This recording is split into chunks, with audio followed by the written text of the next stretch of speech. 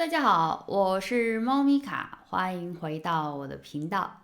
本来周日是想要更新一集新的播客，但是呢，因为我身体不佳我就感觉我这2天可能过敏性鼻炎又犯了，我就是耳朵很疼。这个时候我就感觉耳朵很疼的时候呢，我的脑子就有点发胀，就有点胀胀的，有一点点不清楚。我就感觉有点晕晕的，所以呢，这一期呢，想要跟大家更新一集比较轻松的玩游戏的视频。这一期呢，没有更新塞尔达和 Stardew Valley。那这一期我想要给大家分享一个动物森友会 Crossing Animal。对，我其实前几天的时候呢，也有登录这个游戏，发现我的房子里面都到处是有虫子或者是蟑螂吧一样的生物了。就是说明我很久没有登录到这个游戏了。但是当时这个游戏刚刚出的时候呢，我是非常的喜欢这个游戏的。通过这个游戏，我也认识了很多的好朋友啊，其实很神奇的。我前2年还有和其中的朋友一起面基，因为这个游戏呢，它是可以开通任天堂的会员，然后通过会员可以去不同的朋友们的岛上面去观光，或者去参观，或者是去进行一些交易吧。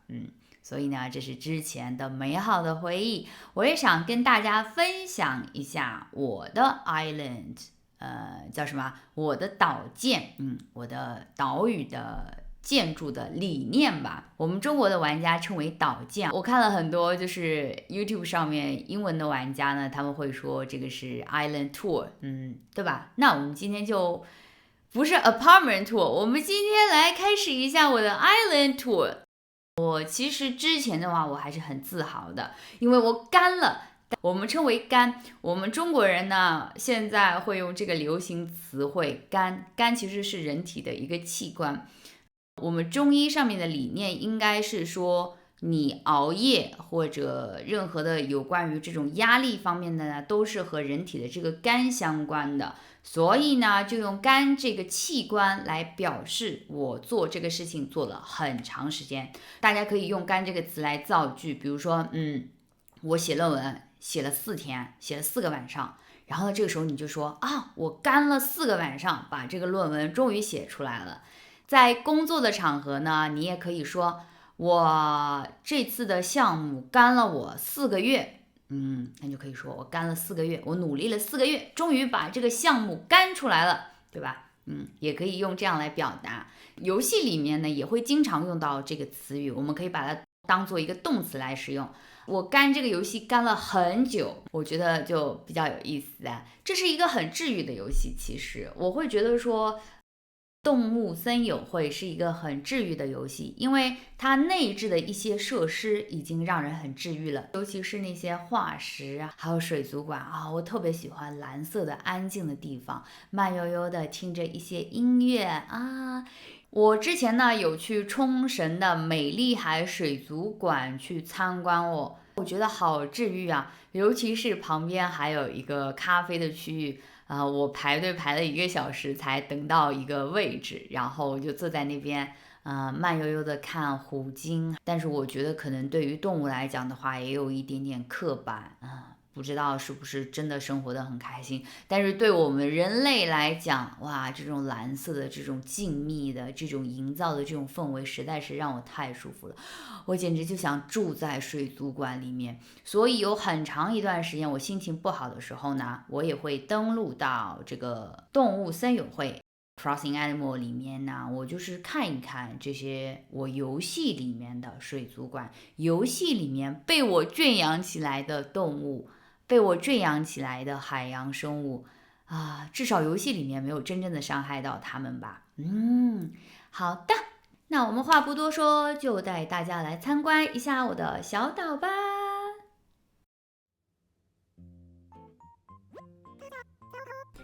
这个就是我们小镇上面的播音员西施惠小姐，大家早上好。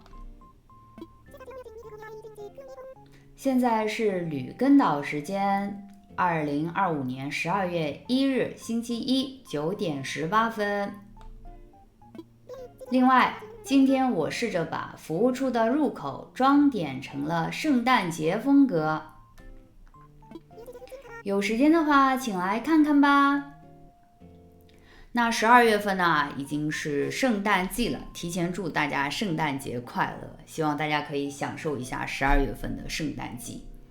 今天没什么特别的大新闻，不过哪怕是有一个当季的话题。今天早上我在散步时发现有树果落下来了，过了这阵子，今年就看不到了吧？摇晃树木的话，就会有橡栗或松果落下来，请大家也感受这秋末的时光吧。那我刚刚呢，其实有收到了我手机上面的寒潮警报，我给大家就是读一下我们中国这边，就是一般如果有大的气象的预报的话，手机上就是这些手机的运营商会给我们发消息，提醒我们一下，就是天气要降温了之类的，包括什么电网或者燃气也会通知我们。好的，我给大家来读一下苏州市寒潮蓝色预警。这次要真的冷了哟。我们家的暖气还没有开，今天是12月1日，我准备今天晚上开吧，或者明天开。给大家来读一下我们的天气预报。苏州市气象台2025年12月01日16时11分发布寒潮蓝色预警信号，受强冷空气影响，预计2到4日，我市大部分街道镇48小时最低气温将下降8摄氏度到9摄氏度，4日早晨最低气温0摄氏度左右。我的妈呀，局部有薄冰。北部沿江零下1度左右，有薄冰。2日后半夜至3日白天伴有4到6级，水面阵风7级的偏北大风，市应急局、气象局联合提醒注意防范。这次是正式的进入了冬天了，就如我预料一样，12月份的时候一般呢就会彻底的降温，然后呢就会正式的进入冬天。但是呢，我们苏州地区下雪下的不是很多，我感觉我这一辈子看的雪都已经在慕尼黑看完了，因为我记得我2018年是1月份到达的慕尼黑，那慕尼黑直到我培训的5月份，5月份都还在下雪，2018年那一年，我觉得蛮神奇的。好的，那我们就接着玩游戏吧。对了，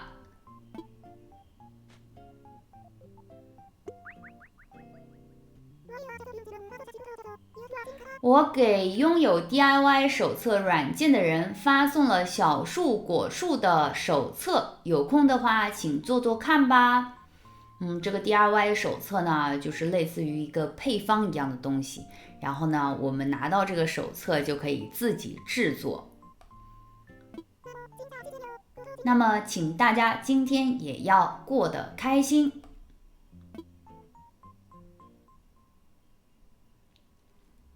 大家要开心哦。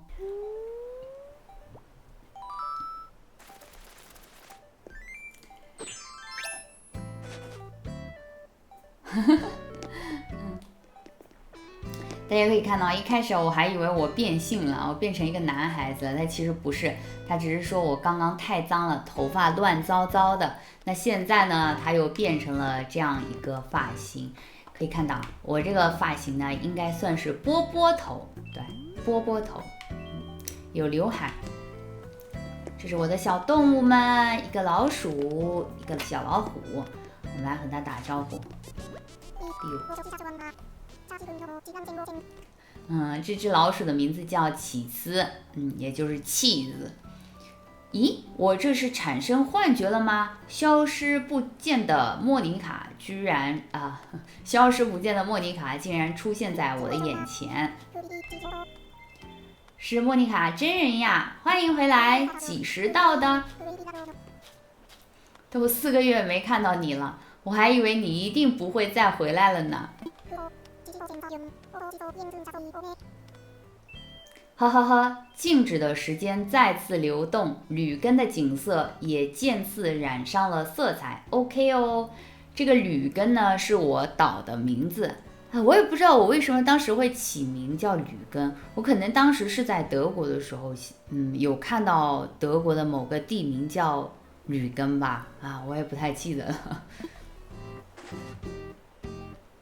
OK， 给大家分享一下，这个就是我的主房子。因为在这个小岛上面呢，你可以建很多很多属于自己的房子，然后这个小院儿就是我给自己建的。你看，这里有一个邮箱啊，这里居然还有南瓜，是之前万圣节的产物。然后呢，这里也可以种花，这都是我自己种的。这里有黑色的玫瑰。大家可以看到啊，这个花丛之间有草，这个草呢，它就是杂草。好的，我们可以看到右下角有一个地图，我们打开地图看一下呢，这个地图呢，就是我整个岛屿的一个分布情况。大家可以看到这边，我的家呢是在这个图标所标志的地方，叫吕根岛，也有商店，这个叫服务处，这个是商店。然后这边呢是裁缝屋，裁缝屋是可以去买衣服的，当然呢也可以在这里 DIY， 然后衣服上面的不同的色彩呀、布料呀、花样啊都可以自己去设计。然后这里是博物馆啊，这就是我最喜欢的地方，这里还有个露营地，还有机场，因为呢，就是后面，这个动森他们的官方开发了很多新的玩法，就是可以从这个小岛去别的小岛，或者去参观别人的小岛，只要你买会员的话，就可以开通这项服务。那我现在呢是没有买会员的，我就只能在自己的岛上玩一玩。OK， 我们再次回到这边，带大家看一下。我们中国人呢看地图的话会这个样子看，上北下南左西右东，这个是我们之前就是学看地图的时候有一个口诀，就是这样的，上北下南左西右东。所以呢我们这个时候往右边走，我一般的话就会说往东走，我的方向感还是比较强的。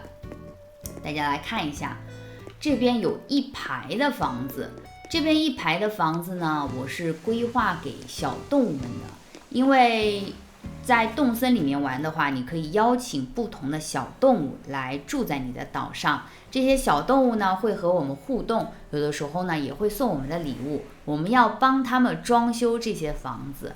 可以给大家看一下，这个很神奇。比如说你看这个烟筒上面，就是这个房子的烟筒上面，它如果没有冒烟的话，就代表这个小动物不在家。那这个冒烟的，我们就去看一下这个小动物。我已经很久不玩了，我们来看看这是谁家。我们小动物们也很久没有看到我了啊！这是一个小熊，我们来跟它对话。它在忙着呢。它的名字叫巴克斯。终于找到你啦，莫妮卡。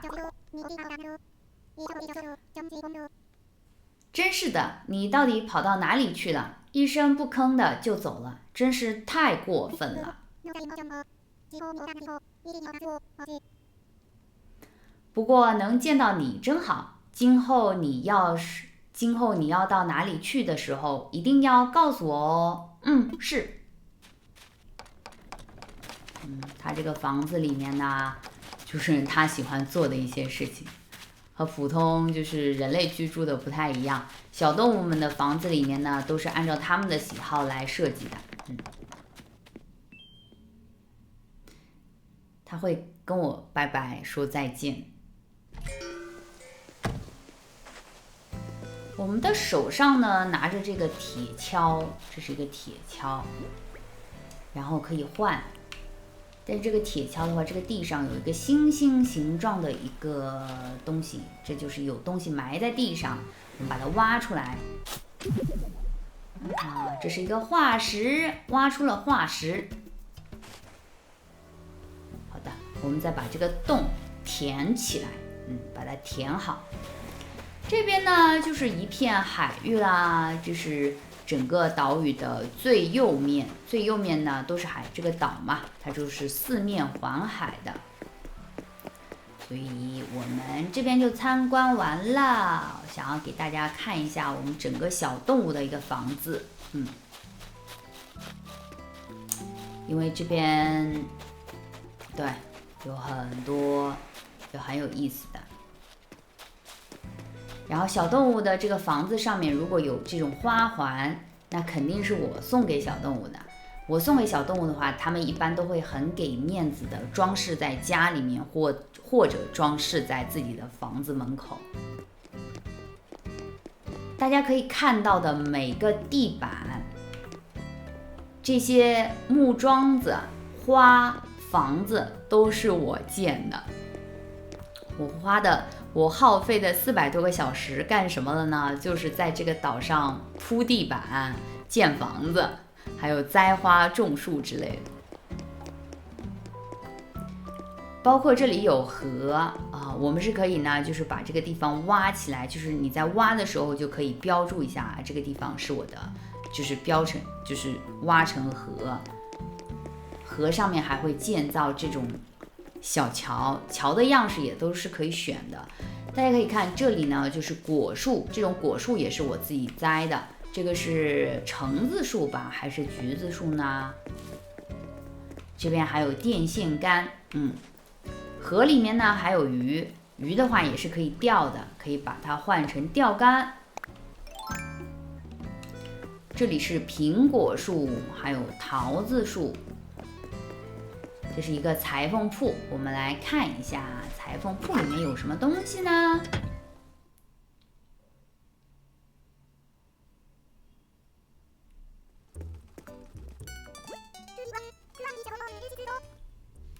这个裁缝铺的老板是一对姐妹，这个蓝色的刺猬它叫娟儿，欢迎光临，欢迎来到手工穿搭小店 Able Sisters。大家可以看一下这边展示出来的这些衣服呢，都可以买。这边是一个圣诞的裙子，挂在墙上的也可以买。这边还有个机器可以自己选择。我的设计展示柜，如果呢你有自己什么设计的一些 DIY 的，比如说图案，都可以通过这个机器来进行。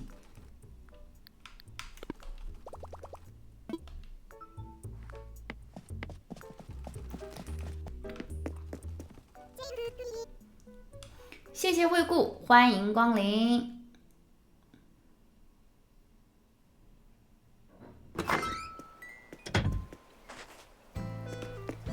这些呢就是比较普通的设计，你看，包括这个游戏里面，它也有这种自助贩卖机，可以买东西的哦。可以吗？不可以？可以的，刚刚出来了。你看，你点击一下的话，它是有这个零食掉出来的。这边还有一个垃圾箱，给大家看一下啊。这边应该就是我的主入口了，这个就是市政厅一样的地方。这边有广场，小动物们在这里做瑜伽呢。这3只小动物在这里做瑜伽，好有意思。这边呢，我还设计了一个地面的这个设计，你看起来就很像这种人类世界的马路。这边还有人行道。但是我4年前玩的时候呢，这个我不记得是不是4年前了，是吗？应该，但我5年前玩的时候呢，这个当时没有车，就是这个其实是小床，但是它可能设计的就比较像一个车一样，我就把这个把这个床放在这个马路上。但是我看了一下最近的玩家分享的是有车了，是那种真的像个模型一样的车出现了。但是我好久不玩了我就是用了一些床放在这个马路中间，包括这边还有一个停车场，大家看，还有加油站停车场。其实呢，我放的是床，我可以躺上去的。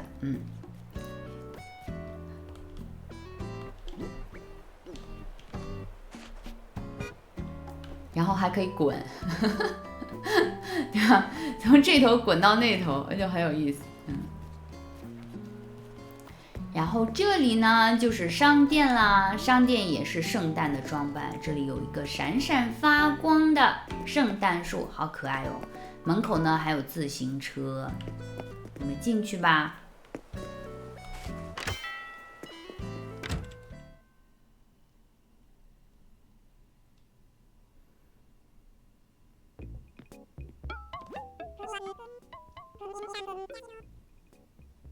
这应该是个两兄弟开的店，然后他们是豆梨，欢迎光临，光临，欢迎来到 Nook 商店哦，商店哦，啊，还有回音呐，有像一个复读机一样。今天卖的是什么好东西呢？让我来看一看，这个是什么？这个有点像点唱机，哎，是吗？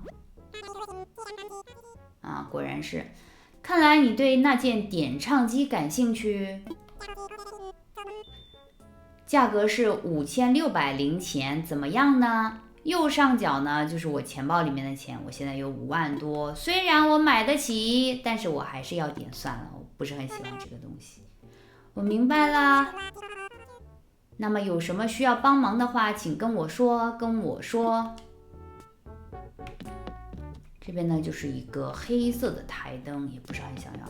这个是什么？啊，这个是 WC， 哇，是一个移动厕所啊，好神奇的东西。这边还有一个飞机模型，这是什么？啊，对了，我们已经开始销售玩具系列的家具了，可以买来作为圣诞节的礼物啊，这个很好哎。因为是到12月25日为止的限定商品，如果感兴趣的话，请一定要看看哦。是限定产品啊，它是只在这个期间售卖的一些有节日性质的商品。看来你对那件遥控直升机感兴趣。价格是3600钱，怎么样呢？算了吧，还是不买了。我明白了。那么有什么需要帮忙的话，请跟我说。豆梨老板肯定很生气，这个人东看看西看看，什么都不买，真是的。这边的橱柜里面呢，放着的都是一些种子或者种植植物呢需要的一些东西吧。你在看货架上的商品啊，要是有什么需要的东西，请告诉我吧。大家可以看，这边有钓竿、捕虫网、铁锹、铲子、胶水壶、弹弓、斧头，还有药、伞。这是什么？计时器。这个是花的种子。包装纸、改造工具组，这个是树苗就可以长成树的啊。这边还有 DIY 的手册，这边是包装纸，这种各种各样的 DIY 手册呢，你把手册买好了之后，就可以直接制作铲子了。就是你学会了这个技能，就不需要在这边买成品。还有梨子。好的，我们都不需要，我们就是来看一看。哎呀，不买了吗？欢迎下次随时过来看看哦。好的，我们下次再来看看吧。哎，这个上面也好可爱哦，大家有没有看到？这个货架上面呢有一个雪人，雪人的后面呢有一些吊灯啊，是雪花形状的，都好可爱哦。啊，我以前的梦想呢就是开一家杂货铺，就是这个杂货铺呢，它是有一种就是我以前的梦想就是我要收集很多很多的东西，然后一边开着这些收集品有点类似于 selected shop， 就是一边放着这些我收集的很可爱的东西，然后另一边呢可以做成咖啡店啊、奶茶店这种饮品店。我以前是有这个想法的。谢谢光临。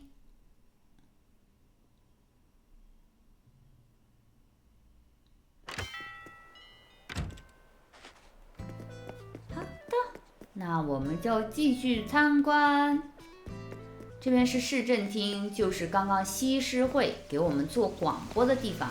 这边呢还有一个公告栏，我们可以看看这上面有什么通知吗？都有的，哇，有好多好多的通知哦。我已经好久不看了，都是有什么比赛呀，或者告诉我谁过生日了之类的。可以看一下这个市政厅的附近呢，我就设计的比较官方一点点，很像城市。这边我应该是以前种花的吧？哦不，这个不是种花，想起来了，就是如果你长时间的不维护这个小岛呢，它就会把你原来铺好的地板就慢慢的挪掉了，就是变成了这个原始的草地。这一片呢就是原始的草地，什么都没有动过的。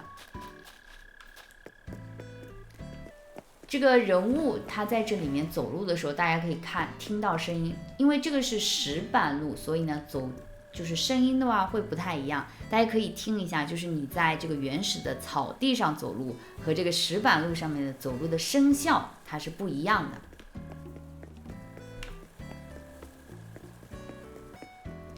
这个会比较清脆一点。我们再来听一下，就是在草地上面走路的声音。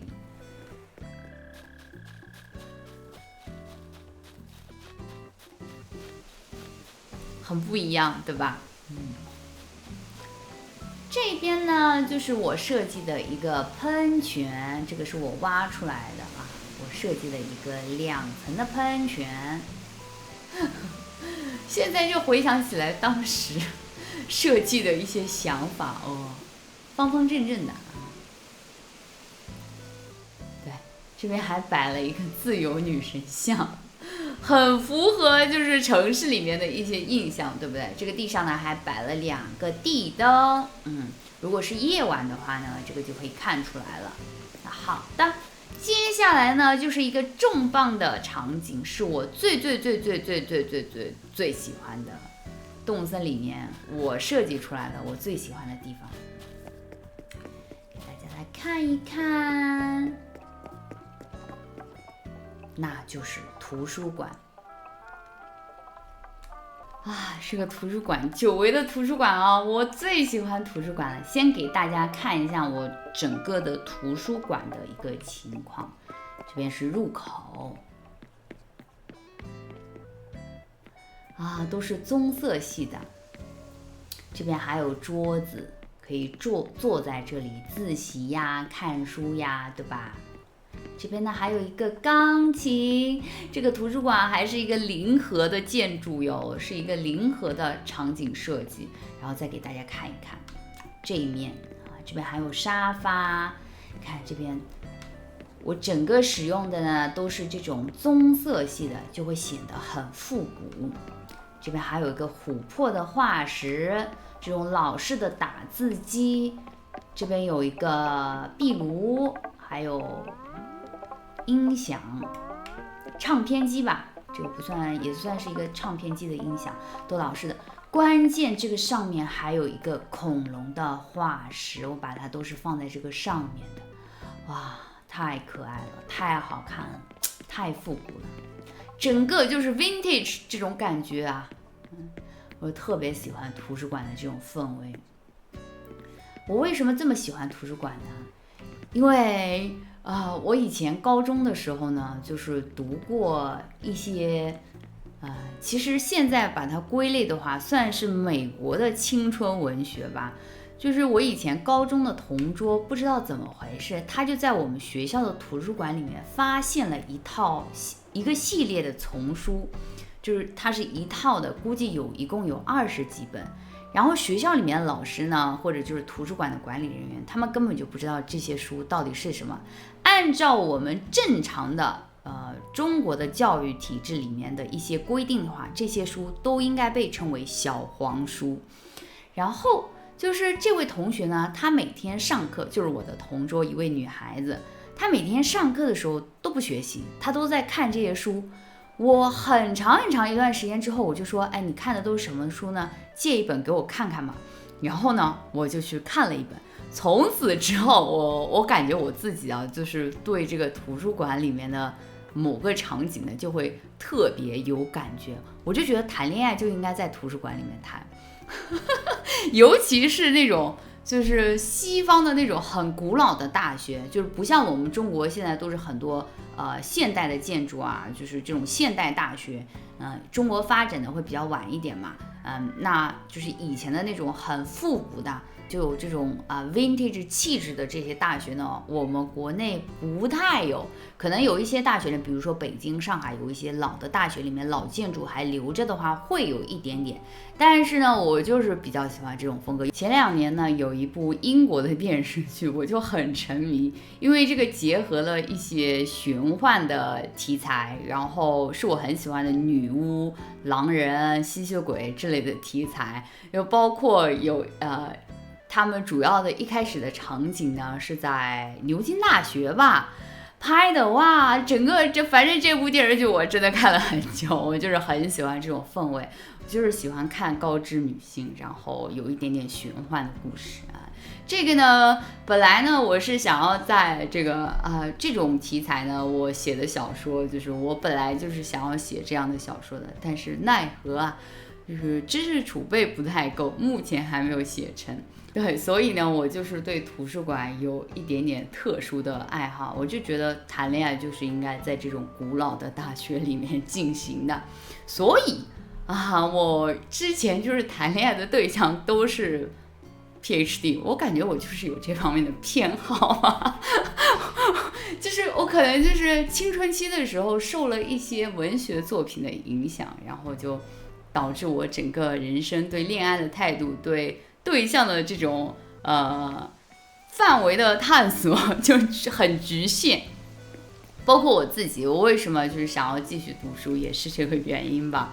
我就是可能就是就是我本来呢就是上一期的内容是想要给大家更新一下我的Chat Chat with Monica 那个系列，就是讲一下 My Weird Hobbies， 然后就没有我还在剪，对，我就想说一说，就是和这个写小说有相关的一些性质。那 OK 哦，那我们就接着来探索这个，我们接着继续来探索这个游戏。这边呢，大家还可以看到有一个小型的咖啡区、咖啡馆的区域。这边的小牌牌是我自己制作的。其实这个写的呢是一个日语的咖啡，如果你认识汉字的话，就会知道这个是日语的咖啡哦。那我们来看一下，这边其实呢是一个点单台，也就是制作的地方。这边放了2个自动的咖啡制作机器，这边还有个微波炉，还有小冰箱。这边有一些爆米花的机器啊，这个是棉花糖的机器。我们听到的都有白噪音哦，这种流水的声音也算是白噪音的一种，对吧？我们来上2楼来看一看。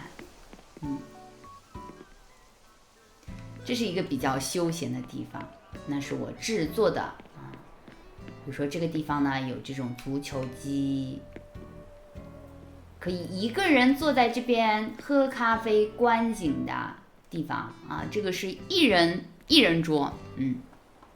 当然呢，你也可以选择和朋友坐在一起，这边有沙发，对吧？就很好。这边有个打乒乓球的桌子，桌上足球的桌子，这边还有台球。整个2楼呢就是这样的一个风格，还可以看一看河景，也可以看一看对面的学校。等会儿给大家介绍一下，对面是我设计的学校，但是设计的不太好，我感觉没有太多的氛围。但是这个图书馆真的是我最爱的地方，我觉得我为我的设计感而感到骄傲。尤其是这个地方，我就感觉如果我会给大家呢，就截取一下这个《发现女巫》里面的一些剧照吧。为什么我会特别喜欢？整个感觉就是又有一点古老，又有一点现代，因为人是现代的。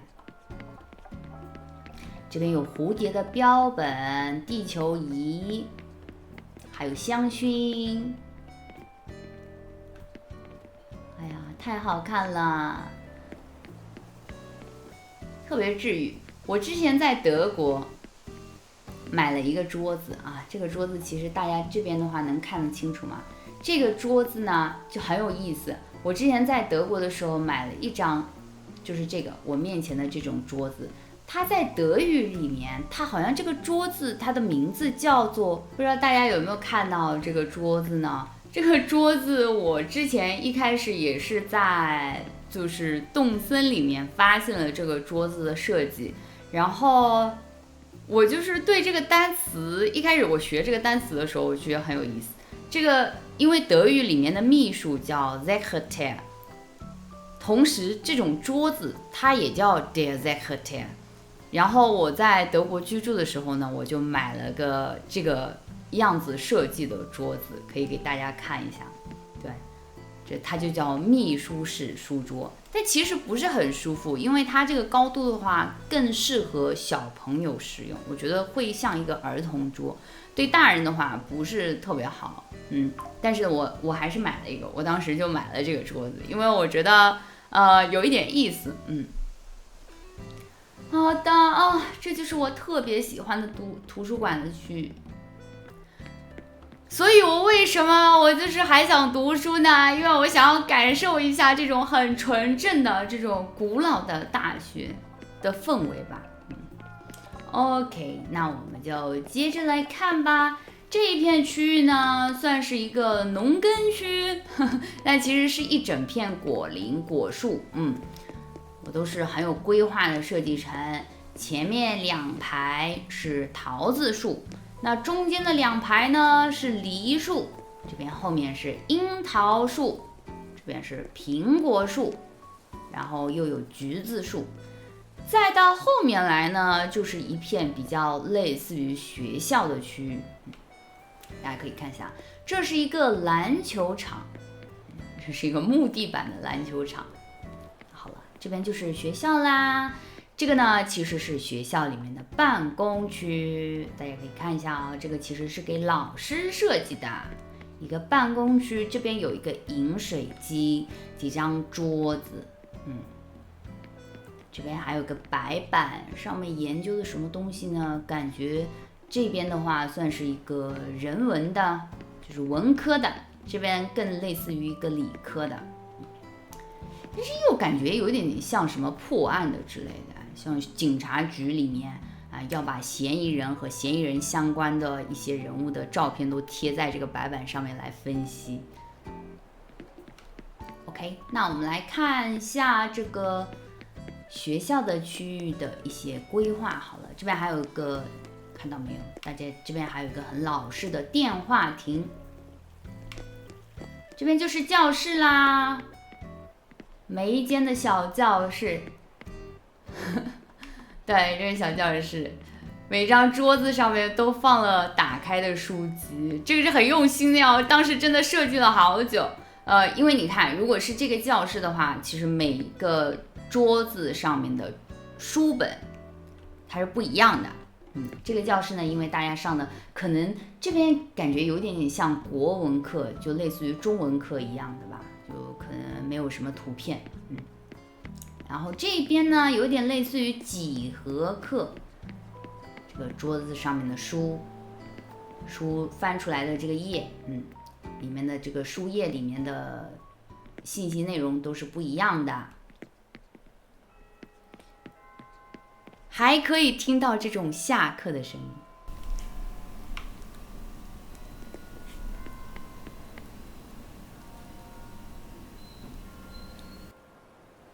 大家有听到吗？中国的学校里面都有这种声音的，就是下课的声音。好的，那这个教室呢，基本上就是实验室一样的，每个桌子上面呢放着一台显微镜，很有意思。这应该是化学课，但是有点不太符合啊。一般化学课的话不会放显微镜吧？生物课才会用到显微镜，化学课的话一般不会。好的，我们接着来参观下面一个场景。接下来呢，还是一个我特别喜欢的动森里面的场景，那就是博物馆。带大家来参观一下这个博物馆，简直是太美了。这个博物馆呢，不是我建的，是这个系统这个游戏内置的一个区域。但是博物馆里面的动物，也就是水生的这些动物呢，都是我从海里面抓了，然后收集到博物馆里面来的。那些化石呢，也是我收集，然后捐赠给图书馆，不，捐赠给这个博物馆的。这只猫头鹰它就是馆长，我们和它对个话。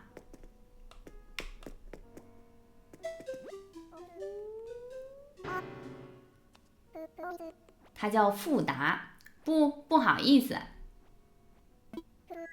呵呵，这就是莫妮卡。托你的福，本馆内部终于建好了大家期待已久的咖啡店。这全都靠莫妮卡你帮忙找到了老板，真的非常感谢你。我介绍一下，咖啡店的入口就在上楼梯后左手边的位置，并且咖啡店和本馆一样24小时营业，随时都可以来品尝老板冲泡的美味咖啡哦。既可以欣赏藏品，也可以在咖啡店悠闲度日。总之，请尽情享受本馆提供的服务。我们先去咖啡馆看一看吧，这是新建的。这边是什么？有个什么机器咖啡歌潮24小时营业，是一个牌牌。我们来逛一逛这个咖啡馆，第一次过来。这是一个什么鸽子？对，老板是鸽子。哇，这个场景太好看了吧！哇，好复古哦，我好喜欢这种感觉。我们来跟他对一下话，有点激动。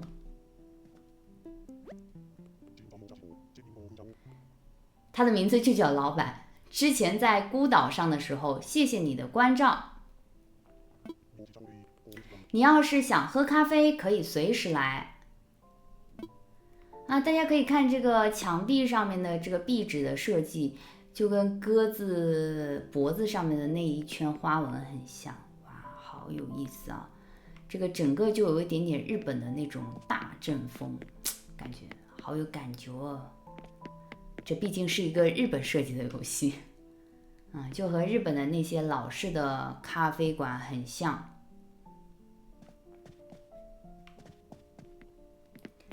就这么大，不是很大的一个地方。这边还有个电话机，老式的电话机。这里是 Ambibo 呼叫中心。使用动物森友会系列的 Ambibo 就能呼叫客人。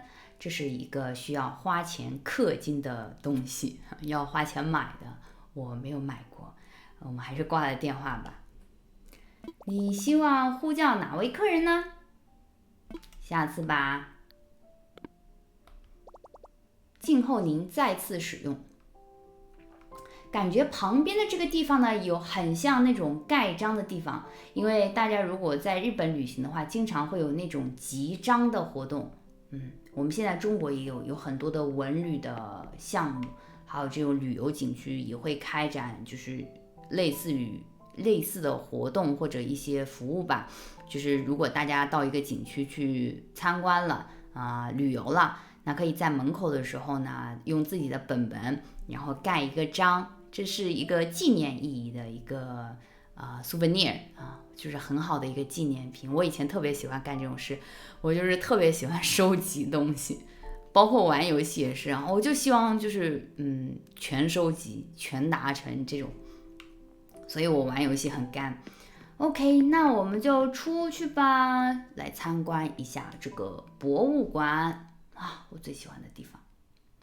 我自己设计的图书馆是我最喜欢的地方。那这个游戏里面它本来就有的这个水族馆、博物馆也是我特别喜欢的一个地方。我们来先从2楼直接开始参观。哎呀，这个地方我什么都没有收集哎。啊，这是收集一些画的，这是画廊。我知道了，我应该大家有看到吗？这个有趣的名画，2020年4月23日莫妮卡捐赠啊，四季夏季朱塞佩·阿尔钦博托作，1573年左右画的这样一个画啊，这个16世纪后半叶意大利奇想画家阿尔钦博托所得意的神奇肖像画。仔细看的话，会发现这张人的侧脸是由水果和蔬菜组合后描绘成的。哦，原来2楼还有很多地方我没有收集好哎，哇，是个大工程，我还没有收集好。哎，我感觉我接下来有事情做了耶，我可以去收集一下。哦，原来还有很多的地方我没有收集完呢。这边呢也是画啊，没想到我都已经忘记了，还有这些东西我没有收集完呢。好多好多好多哦。那我们就出去看一下化石馆，还有水族馆。哦，还有昆虫馆，想起来了，对，还有昆虫馆，这是类似于一个动物园画廊。这边就是化石，地下的话就是化石。OK， 那我们先去化石看一下吧。化石博物馆，恐龙什么的。这边是什么？这边有介绍。蜂胶昆明鱼，对的，都是化石，都是2020年4月份的时候我捐赠的。邓氏鱼，2020年3月23日莫妮卡捐赠。新一鱼，2020年3月23日莫妮卡捐赠。我5年前干出来的，那个里面还有个琥珀的文字。大家之前有没有看那个电影叫什么来着？恐龙的电影。恐龙的电影就是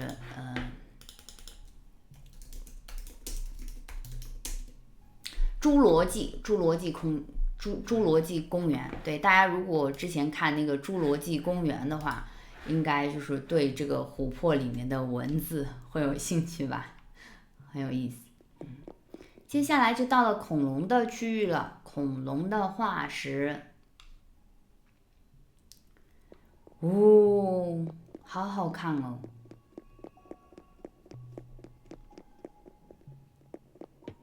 就是很安静的一个场景。我之前呢，就是有一段时间我会把它只是打开，就是听听这个里面的音乐，感受一下，就内心会很平静。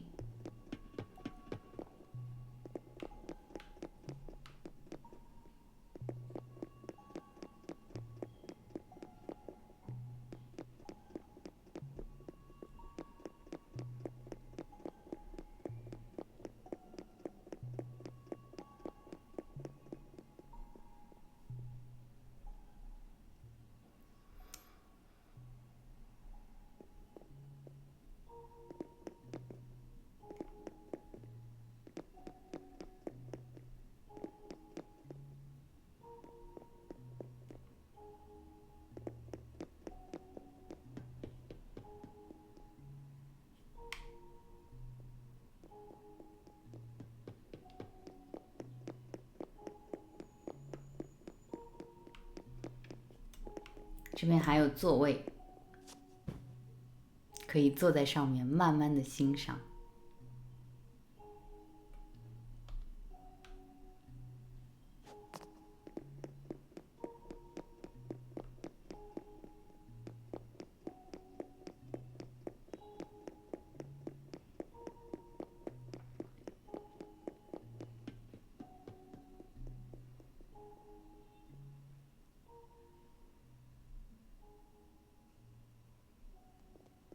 原来小动物也在这里参观。这是一只绿色的小猴，它的名字叫皮猴。哦，莫妮卡，因为最近都没见到你，我还在想你怎么了呢？难道说你被卷入了什么不可告人的大事件里吗？我觉得你看起来和4个月前有些不同哦，不过我也说不上来具体有什么变化就是了。虽然不知道究竟发生了什么事情，但是看到你平安归来，真是再好不过啦！欢迎回家，莫妮卡。感谢你对我的关心。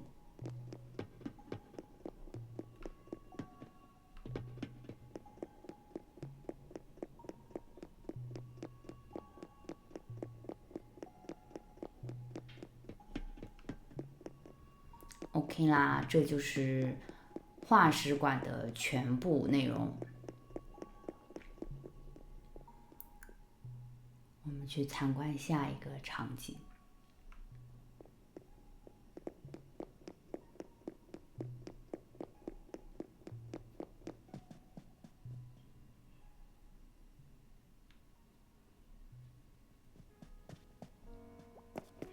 左边就是昆虫，右边是水族馆。我们先去看昆虫吧，把最好的留在最后看。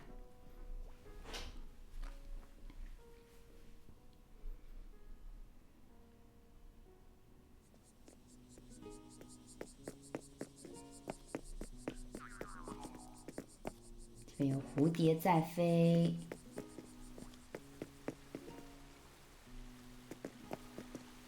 这个真的是白噪音。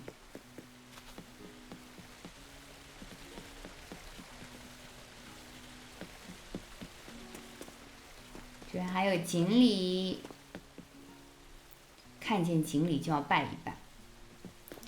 希望锦鲤大人保佑我，接下来一切顺利。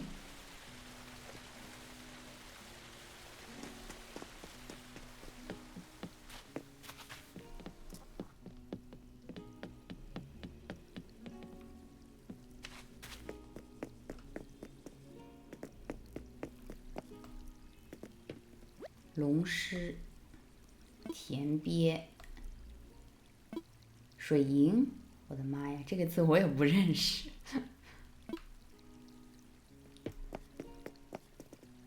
这边还有温室一样的地方。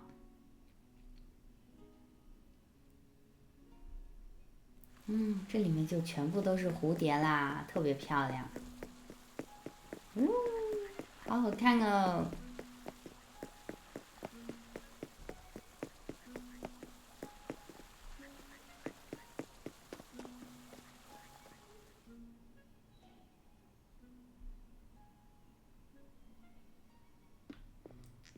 这里是什么？我都忘记了。鼠妇、蜈蚣啊，还是昆虫？好吧。哎，这个怎么是空的呢？恳请各位协助捐赠展品啊，这边还差一个，哎，都不知道是什么哎。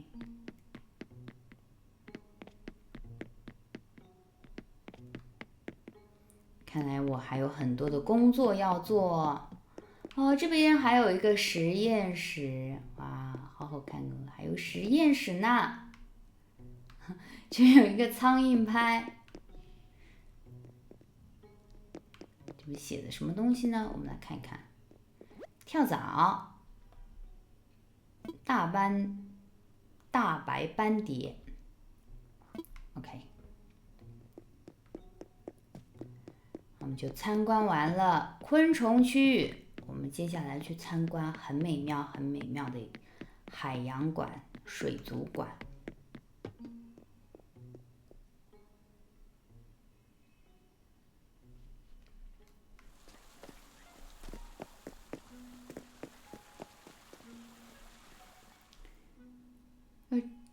就是每次在这个博物馆里面参观的时候，就特别让我联想起来，就哈利波特，就感觉一个魔法学校里面什么都有。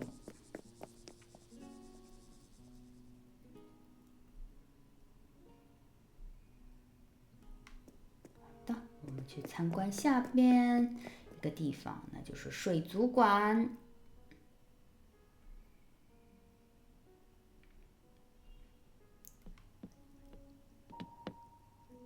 这个音乐就很空灵，我接下来不讲话，带大家参观一下这个很美妙的地方。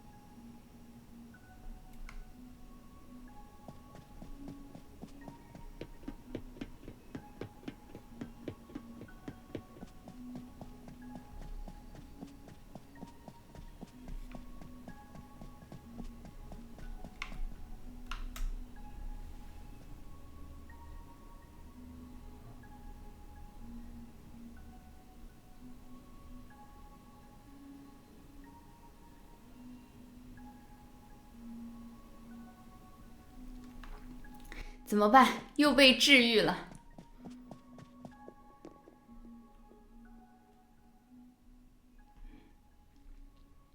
被治愈了好多呀。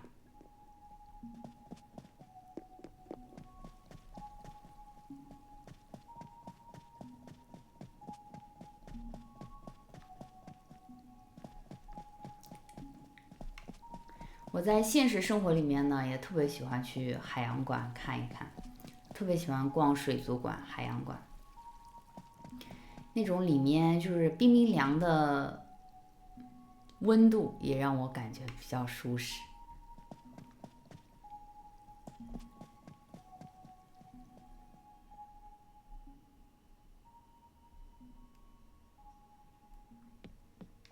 每次去海洋馆就会疯狂拍照片。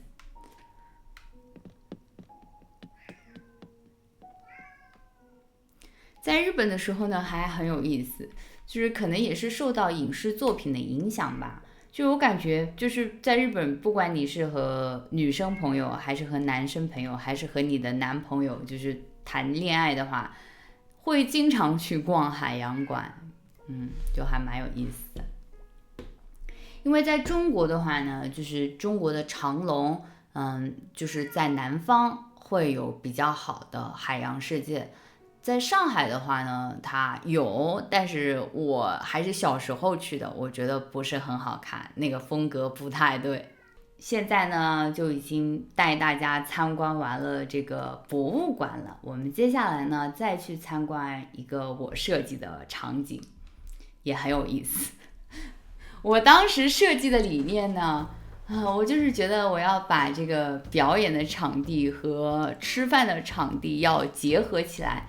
在中国的话，现在有很多比较猎奇的餐馆会做这样的事情，就是它还跟这种 cosplay 有点类似于 cosplay 或者就是变装的这种服务呢相结合起来。我到目前的话，我还没有去体验过。我体验过另外一种，就是前面有它是类似于一个烧烤店，然后呢你在下面吃饭。它上面呢，就是像个夜店一样在表演就是下面我们在吃火锅，声音很大很吵。然后我在网络上面有看到另外一种形式的，就是你可以穿汉服打扮成一个，就是像各种古装剧里面的一个人物，然后坐在下面吃火锅，那台上呢也在表演，这个是有的。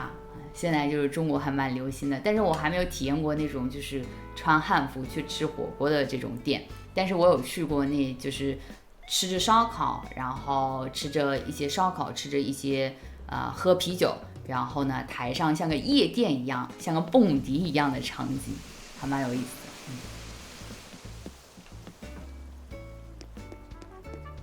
好的，那我们来参观一下这个地方，可以看演唱会的饭店吧。我觉得设计的不是特别好啊。这边还有个墓地，如果你想要去感受一下这个叫什么可以看表演的饭店的话，你要经过一个墓地啊。但是呢，这个在中国是被视为不太吉祥的一个做法啊，就是不推荐啊。我们在中国呢是不太可能的。墓地怎么能和这些娱乐场所联系在一起呢？墓地是一个很严肃的地方。OK， 这是我设计的一个墓地。但其实这个花圈呢不一样啊，这个花圈呢又是一个文化不同。那比如说在有些国家，比如说日本，它如果一个店铺开业，它会放这种花圈，对，这个就是因为日本的嘛，它这个上面其实是写的祝什么什么东西。但是呢，我们中国的话，你如果看到这种花圈的话，一般都是在就是葬礼上面才会看到这种形状的。那比如说一个店铺如果是开业的话，我们会选择这种花篮，大家可以看一下是这个形式的花篮，但是我们绝对不会把花做成这个形状，这个在中国的话是在葬礼上面才会出现的。OK， 那我们来参观一下这个场景吧。大家已经看到了，这是一个很 fancy 的地方。看见没有？先给大家看一下这个表演的场地，就是乐队使用的一切器材我都已经摆好了，而且这个背后大家可以看到，晚上的看的话特别好看，因为我已经把这个当时玩的时候一个比较稀有的素材我放在了上面。这个稀有的素材呢，就是这些星星们这个角度调的不太好，大家可以看到，就是在这个喷泉上方它有星星。当时的话，这个星星呢是比较稀有的一个素材，我会放在上面。晚上的话，它就会很亮，看着很好看哦，对吧 ？We are open， 这边还有个灯牌，这是一个西餐厅，full set。这边是我背后画的一个板子，就是因为当时玩的时候还没有这样一个家具我可以使用。就是放酒的这个使用并没有，所以呢，我就是画的一个板子，可以在这里唱歌表演。那同时呢，还可以吃到好吃的西餐。好的，这就是这边我设计的一个场景。这个房子呢，我把它设计成医院了因为里面呢有一些家具呢摆放呢，它就是跟医院相关的。所以呢，我把这个房子设计成医院，门口还贴了一个牌牌，红十字。OK， 我们进去看一下吧。因为我其他自己住的房子呢，并没有好好的装修。我们来看一看这个医院的有虫子，有蟑螂，把它踩死了。大家有没有看到？这设计的应该一个很典型的家庭医生的场景。然后这边呢有排队的位子，对吧？你可以坐在这里面等号，因为你要在前台挂号，挂完号了之后呢，你要坐在这边稍等片刻。那护士小姐姐呢可能会来叫号的。这边还有轮椅，包括这里呢，对吧？这边就是前台小姐姐的待的地方，这边还有一个饮水机。好，我们去那个医生的房间看一看哦。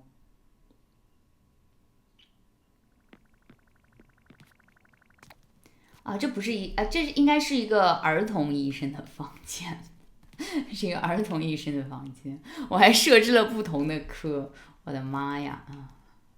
大家有没有看到？这边有一个简易的床，这边有个医生的桌子啊，墙上呢还有这些字母表啊、量身高的呀、洗手台。好的，我们去下一个房间看一看。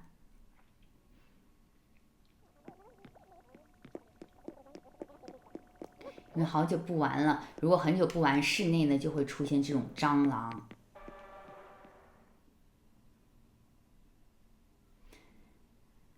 这是一个什么科的医生呢？不太清楚，随便设计的。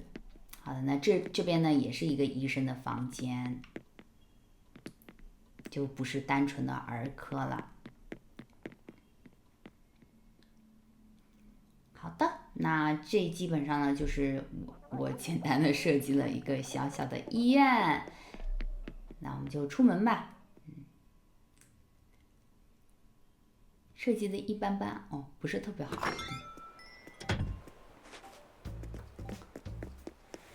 然后接下来呢，这个到后面的话，基本上就没有什么东西了。这边是露营地，可以在这个地方露营的。但是我没有弄，这边长满了杂草。这边还有个灯塔，这个已经是这座岛的最西面了。好，我们接下来去看一下这个岛的中间的北面，还有2块区，想跟大家分享一下。我们在这里走。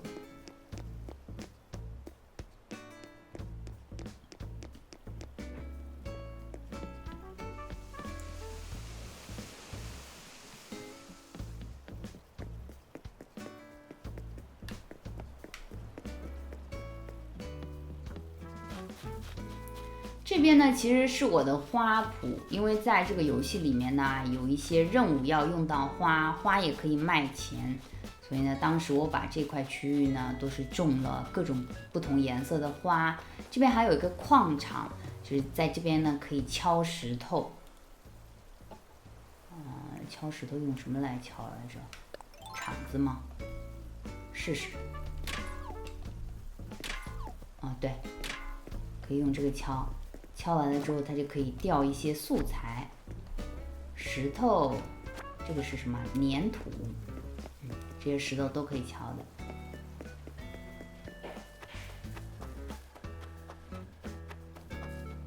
这边还可以种南瓜。好的，那我们就到这个右边来看一看。这边好走吗？好走的。这边呢就是一个中餐馆了，大家已经看到这种熟悉的中式建筑的一些设计吧，包括里面也可以看到，这边还有一个黄铜的水壶，这种黄铜的水壶真的，很中式吧，中国餐馆。要从这个地方进哦，它还是有一点点隐蔽的呢。We are open， 对吧？这边就是前台。我感觉呢，这个中式的餐馆就很像国外的中国餐馆。真正的在我们国内的中国餐馆不是这个样子，我感觉这个很像我在欧洲、我在德国还有在日本见的一些中国的餐馆，就有点很像，很像这个样子。那比如说前台的话呢，你可以有一点点类似于自助餐吧，自助餐的模样。这边有冰箱，这边还有炉子，这边还有烧烤。哇，这个烧烤里面是做的叉烧香肠，应该很香。这边还有一个披萨炉，哇哦！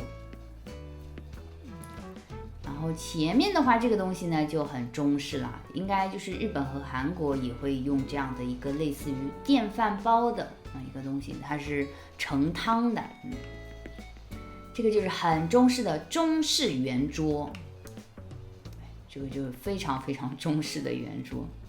它中间的这一层呢，它是可以转动的，就是可以旋转，你可以转然后呢就把你想吃的菜转到自己的面前。设计的不完整啊。我估计当时呢设计的不完整，是因为我找不到这个红色配套的椅子，就是和这个餐桌它是有一个系列的配套的椅子，我没有找到，所以呢我就没有弄。这边呢就是一个比较配套的棕色的，包括这里面对吧，这个很中式的一个柜子。我记得我小时候吧，我奶奶家会有这种家具，现在基本上已经很少看见了。如果会留下来的话，我觉得很复古其实还蛮好的，这是我们很经典的一个上世纪的家具风格。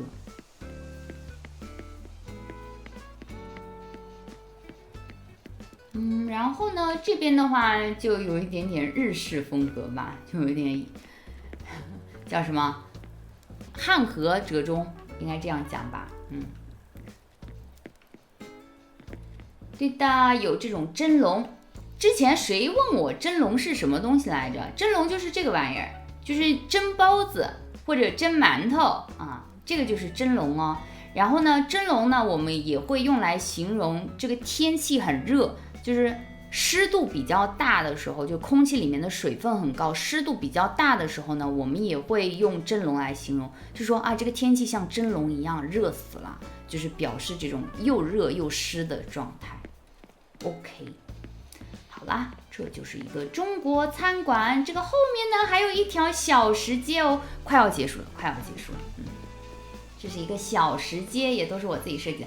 大家有看到这些牌牌吗？都是当时我们自己自己设计好了呢，然后分享给朋友，然后把它做成这种各种各样的宣传或者品牌的牌牌吧。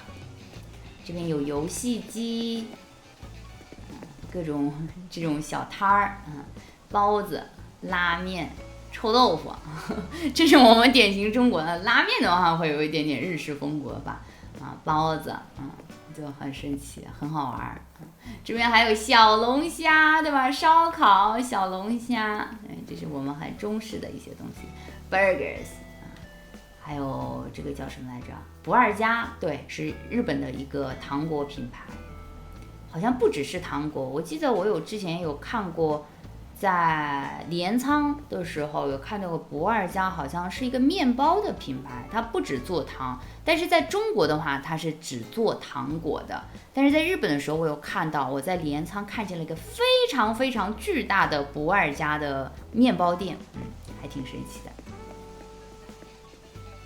哎呀，我就突然想起来，我在日本的时候呢，特别喜欢一个城市叫镰仓，因为镰仓是一个靠海的城市，然后我经常心情不好的时候，我会买一张票，直接坐到镰仓，就是坐在海边吹海风，然后吹到身体冷掉了之后，然后再回东京。以前经常干这种事，偶尔也会去叫什么来着？去横滨，对。但是我觉得横滨的话，我一般会去红砖仓库那个地方，但是它城市化气息会更重一点。镰仓的话就会比较自然。OK， 这边呢是一个寺庙，大家有没有看到但是呢，这种建筑风格呢还是比较日式的这个毕竟是一个日本的游戏，对吧？就是尽量还原成我们中国的这种风格吧。包括这个雕塑也是，它是很日式的一些东西。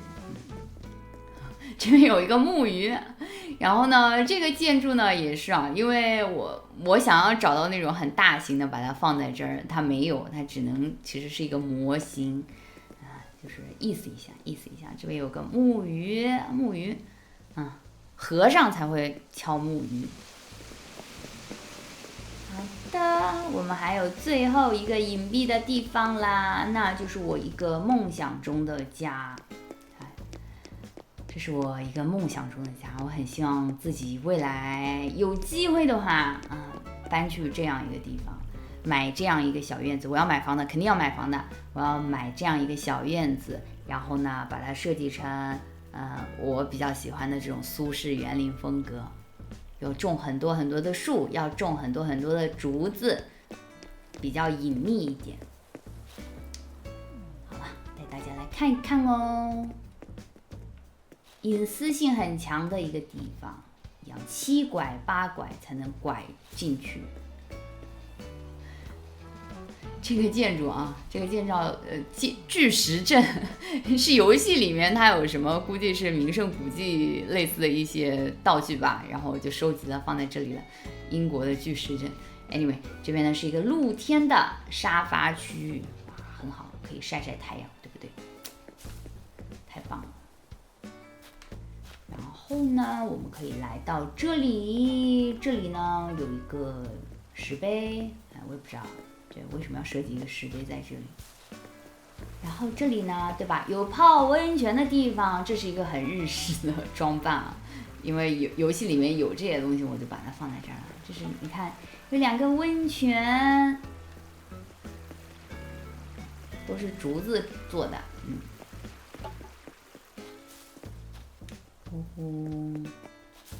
然后呢，这边就是我的家啦，这边是我的另外一个家，但里面呢我没有装修什么特别的东西，所以我就不带大家去参观了。包括因为我小时候呢，我小时候我住了10几年的家是临河的，所以我对就是靠着河边的这种建筑呢会很有好感。我就觉得首先呢要有一个自己独立的院子，这个院子里面呢可以种树，然后呢院子还不能太小，对吧？然后最好还是临河，但临河其实有很多不好，比如说我小时候经常就会记得，就是每年夏天会发大水，会发洪水，就临河的话呢，它就不太方便，经常家里面要遭殃的。但是这是海哦，这是海。OK 啦，这就是我全部的一个岛建，